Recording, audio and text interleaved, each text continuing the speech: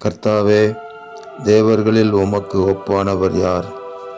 பரிசுத்தத்தில் மகத்துவமுள்ளவரும் துதிகளில் பயப்படத்தக்கவரும் அற்புதங்களைச் செய்கிறவருமாகிய உமக்கு ஒப்பானவர் யார் என்று எழுதப்பட்டிருக்கிற வேத வாக்கியத்திற்காக எங்கள் தேவாதி தேவனுக்கு கொடான கோடி ஸ்தோத்திரங்கள் உண்டாகட்டும். கர்த்தாவே, தேவரீர், உமக்கு ஒப்பானவர் ஒருவரும் இல்லை.